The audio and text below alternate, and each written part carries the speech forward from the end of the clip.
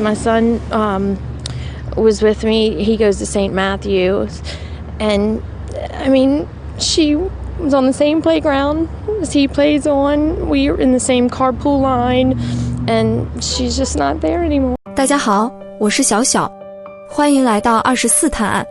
今天我们要走进一个令人心碎的案件。2023年，路易斯安那州哈拉汉一名6岁女孩贝拉·方丹奈尔的谋杀案。一个本应是孩子依靠的人，却犯下了令人发指的罪行。贝拉·方丹奈尔生于2017年4月，是一个6岁的小女孩，充满了童真与活力。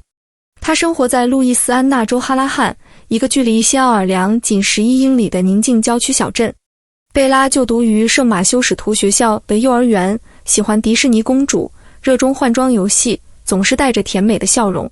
她的校长曾说，贝拉是一个善良体贴的小女孩，她的笑容能点亮整个房间。贝拉的父母迈克尔·方丹奈尔和詹妮弗·泽尔登在大学相识，两人都拥有会计学位，是注册会计师。他们结婚后育有2个女儿，贝拉和比她大1岁的姐姐阿瑞亚。贝拉出生后不久，父母离婚，尽管过程艰难，他们仍维持联合抚养权，住在同一个社区，相距仅2个街区，方便孩子在2家之间往来。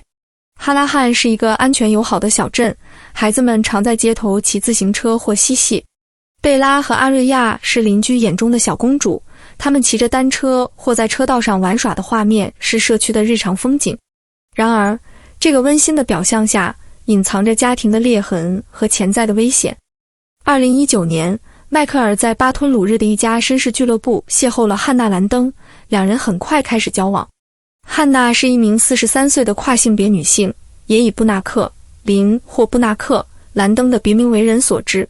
她曾于2013年与前夫唐纳德·德维恩·兰登结婚，但离婚时间不详。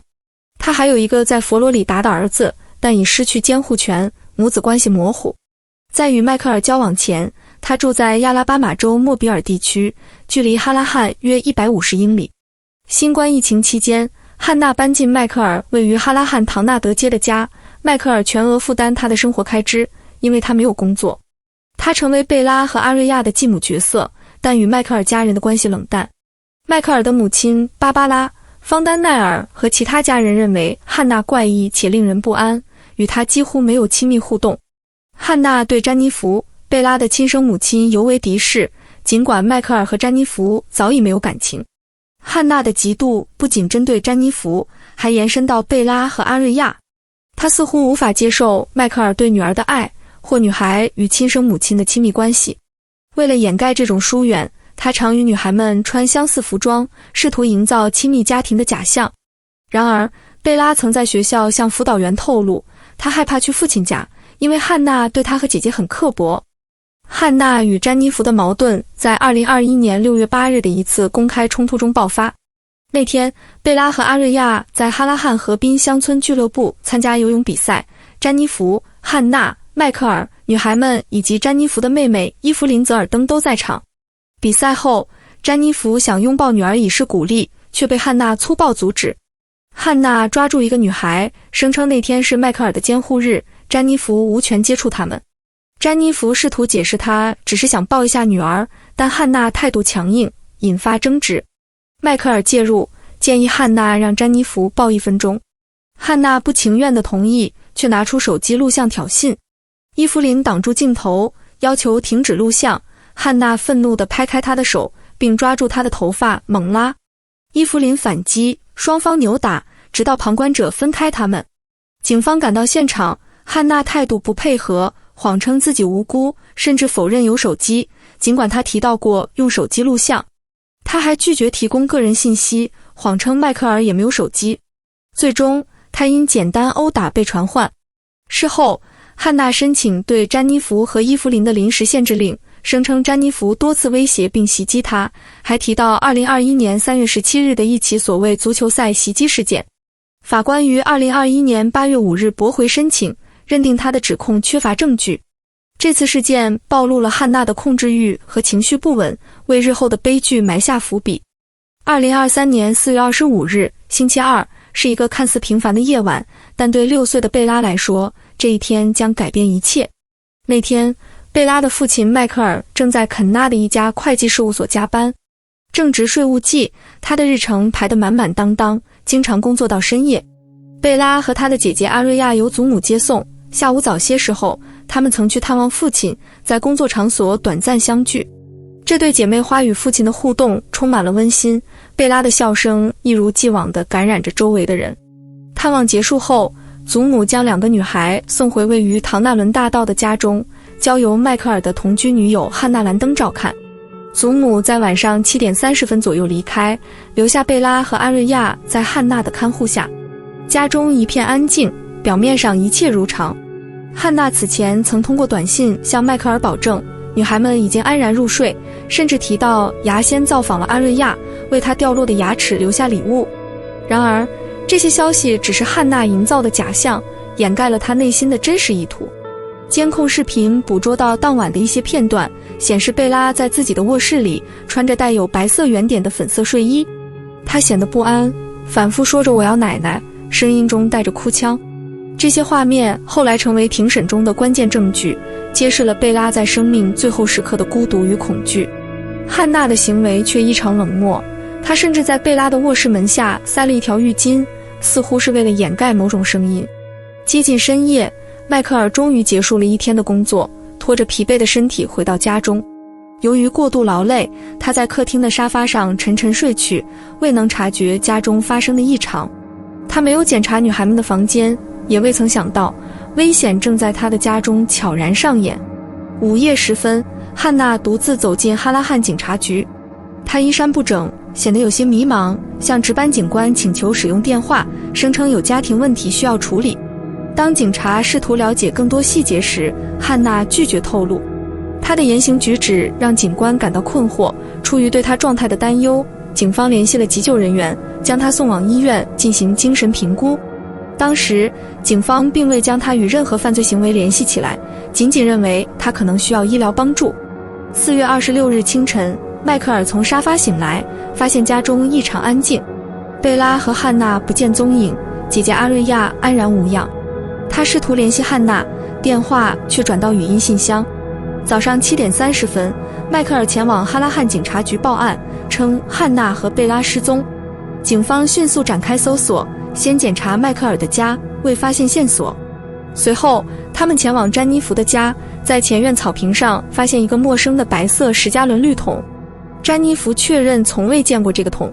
警官打开桶盖，震惊地发现贝拉的尸体穿着粉色波点睡衣，蜷缩成胎儿状，身上布满伤痕。这一发现将案件升级为凶杀案。杰斐逊教区警长办公室接手，警长约瑟夫·莱普托亲自指挥，调查迅速推进，关键突破来自邻居的 Ring 门铃摄像头。录像显示，4月25日晚9点35分，汉娜拉着拖车，上面放着白色绿桶，平静地走在詹妮弗家附近。这段令人毛骨悚然的录像成为指控核心。警方还在桶上发现汉娜的指纹，贝拉衣物上的 DNA 也指向她。验尸报告详细描述了贝拉的伤势，颈部勒痕、头部和躯干淤伤以及肺部积水，表明她被塞入桶时可能仍活着。警方追溯汉娜的行踪，注意到她在4月26日凌晨的异常行为。她在警察局的语无伦次被记录在案，医院评估显示她情绪不稳。4月26日下午，警方在医院找到汉娜，将其逮捕，罪名包括1级谋杀、绑架和妨碍司法公正。数字取证进一步巩固证据。汉娜的手机地理定位数据确认她在贝拉死亡时出现在迈克尔家中，之后出现在詹妮弗家附近。她的搜索记录显示，她在被捕前查询了辩护律师，表明她意识到后果。社区合作也起到关键作用，邻居提供的线索和监控录像帮助警方拼凑汉娜的行动轨迹。汉娜的审判于2025年3月10日在杰斐逊教区第24司法区法院开庭，法官艾伦·希科瓦克主持，庭审持续近2个月。检察官托马斯·桑德森提交了监控录像、指纹、DNA 和证人证词，构建了铁证如山的案件。检方认为汉娜的犯罪是预谋且冷血的。助理检察官雷切尔·阿弗里克强调，他在谋杀前后搜索辩护律师、藏匿手机，这些行为证明他清楚对错。他他不是疯了，他是邪恶的。监控录像显示，汉娜冷静地遗弃尸体、销毁证据的行为，进一步佐证她的计划性。辩护律师帕克·戴维斯则主张汉娜患有严重精神疾病，由于精神疾病，她不知道自己的行为是错的。他们援引汉娜在警察局的混乱表现和医院的评估，称她可能存在抑郁症或解离症状，谋杀是冲动行为。然而，检方反驳，汉娜的销毁证据和逃避行为表明她具备清晰的认知能力。2025年5月6日，陪审团一致裁定汉娜犯有一级谋杀、绑架和妨碍司法公正罪。法官科瓦克判处终身监禁，不得假释，称此案极其恶劣。贝拉的家人在判决后泪流满面。迈克尔说，为贝拉伸张正义，他可以安息了。但部分社区成员认为，为追求死刑不够严厉。贝拉案震动了哈拉汉社区，居民为他举行烛光守夜，学校取消课程并提供心理辅导。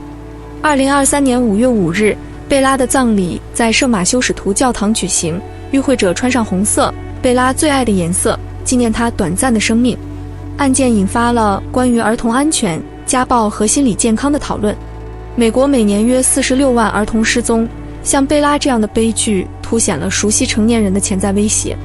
案件暴露了儿童福利系统的不足，贝拉的恐惧和邻居的担忧未被重视，错失干预机会。媒体对白人儿童案件的过度关注也引发争议，少数族裔受害者往往被忽视。路易斯安那州提出加强儿童凶杀案处罚和强制心理健康筛查的立法建议。监控技术在破案中至关重要，但也引发隐私权讨论。贝拉的故事成为儿童保护改革的催化剂，提醒社会警惕家庭内部的隐患。贝拉·方丹奈尔谋杀案是一场无法弥补的悲剧。汉娜·兰登的罪行不仅夺走了一个无辜女孩的生命，也撕裂了一个家庭和社区。2025年5月6日的判决为贝拉的家人带来了些许安慰，但无法抹去失去亲人的痛苦。这起案件提醒我们，儿童的安全需要全社会的共同努力。家庭内部的紧张关系、未被诊断的心理问题、缺乏干预的预警信号，这些都是悲剧的潜在因素。贝拉的笑容和她的故事将继续激励人们，推动儿童保护政策的完善。